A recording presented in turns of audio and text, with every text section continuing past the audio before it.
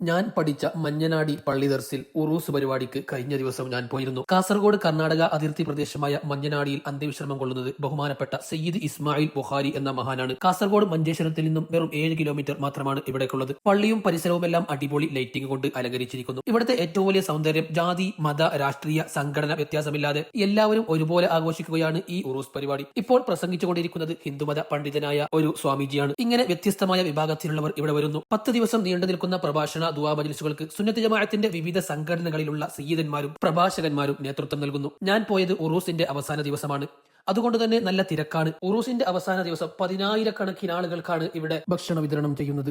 ചന്തയിലൊക്കെ ആളുകൾ ഇങ്ങനെ ഒഴുകുകയാണ്. ലൈറ്റിംഗിന്റെ കാര്യം പറയുകയാണെങ്കിൽ ഒരു ലക്ഷ്യവുമില്ല. അടിപൊളി എന്ന് പറഞ്ഞാൽ അടിപൊളി. ഞാൻ ദർസ് പഠിച്ച പള്ളിയായതുകൊണ്ട് ഉറൂസിന് പോയാൽ അവിടെ പല കൂട്ടുകാരെയും കാണാനും അവരോട് പഴയകാല ഓർമ്മകൾ പുതുക്കാനും ഒക്കെ സാധിക്കും. അങ്ങനെ കൂട്ടുകാരെയൊക്കെ കണ്ടു. ഇപ്പോൾ പ്രസംഗിച്ചുകൊണ്ടിരിക്കുന്നത് മഞ്ഞനാടി കേന്ദ്ര ജുമാ മസ്ജിദിൽ ദർസ് നടത്തിക്കൊണ്ടിരിക്കുന്ന ഞങ്ങളുടെ എല്ലാം ഉസ്താദായ ബഹുമാനപ്പെട്ട അഹമ്മദ് ബാക്കവി ഉച്ചില ഉസ്താദ് അവരുകളാണ്. ഏകദേശം 300 വർഷങ്ങൾക്ക് മുമ്പ് മഞ്ഞനാടിയിലേക്ക് വന്ന് ഇവിടെ ആത്മീയ വെളിച്ചം വീശിയ മഹാനാണ് സയ്യിദ് ഇസ്മായിൽ ബുഖാരി ഖദ്ദസല്ലാഹു സിറഹുൽ അസീസ്. മഹാൻ അവരുടെ ചെറുപ്രായത്തിൽ തന്നെ മഞ്ഞനാടിയുമായി നല്ല ബന്ധമുണ്ടായിരുന്നു. കണ്ണൂർ വളപട്ടണമാണ് ഇവരുടെ സ്വദേശം. മഹാന്റെ പിതാവ് ദീനി പ്രബോധത്തിനായി ഇവിടേക്ക് പതിവായി വന്നിരുന്ന സയ്യിദന്മാരിൽ ഒരാളായിരുന്നു. ചില അവസരങ്ങളിൽ ഇസ്മായിൽ ബുഖാരി തങ്ങളും പിതാവിനോടൊപ്പം മഞ്ഞനാടിയിലേക്ക് വരുമായിരുന്നു. പിതാവിനോടൊപ്പം വന്നിരുന്ന ആ യുവാവിനോട് നാട്ടുകാർക്ക് വളരെ സ്നേഹവും ബഹുമാനവുമായിരുന്നു. നല്ല സ്നേഹത്തോടെ ബഹുമാന ആദരവോടെ സ്വീകരിക്കുന്നത് മഞ്ഞനാടിക്കാരുടെ ഒരു പതിവാണ്. അത് ഇപ്പോഴും നിലനിൽക്കുന്നു.